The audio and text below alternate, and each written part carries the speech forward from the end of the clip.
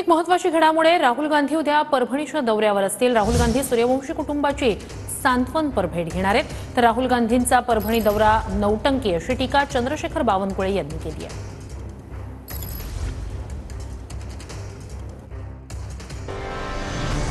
राहुल गांधी उद्या परभणीत सकाळी 10:30 वाजता दिल्लीहून नांदेडला रवाना, दुपारी 1:15 वाजता नांदेडहून परभणीला रवाना, दुपारी 2:15 सोमनाथ सूर्यवंशीच्या कुटुंबियांची भेट, दुपारी 3 वाजता विजय वाकोडे यांच्या कुटुंबियांची भेट, दुपारी 3:30 परभणीहून नांदेडला जाणार, संध्याकाळी 5:15 नांदेडहून दिल्लीला रवाना होणार।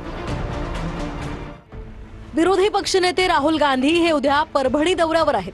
राहुल गांधींच्या परभणी दौऱ्याची पोलिसांकडून तयारी करण्यात आली आहे। राहुल गांधींची सुरक्षा पाहणारे अधिकारी हे दिल्लीतून थेट परभणीत दाखल झालेत। राहुल गांधी सोमनाथ सूर्यवंशीच्या कुटुंबियांची भेट घेणार आहेत।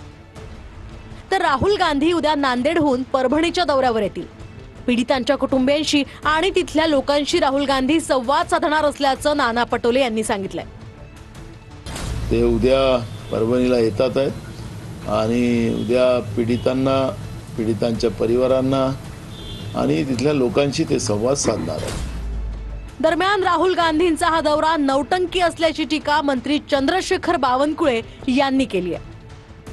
राहुल गांधीचा उद्याचा दौरा म्हणजे नौटंकी आहे आणि अशा पद्धतीचे त्या ठिकाणी दौरे करून, अशा पद्धतीचे त्या ठिकाणी नौटंक्या करून काही महाराष्ट्राचं त्या ठिकाणी समाज हा त्यांना साथ देणार नाही। तर राजकीय मंडळी आपली पोळी भाजण्याचं काम करत असल्याची टीका गिरीश महाजन यांनी सुद्धा केली आहे। राजकीय काही मंडळी की ते आपली पोळी शिकण्याचं काम त्या ठिकाणी करतायत।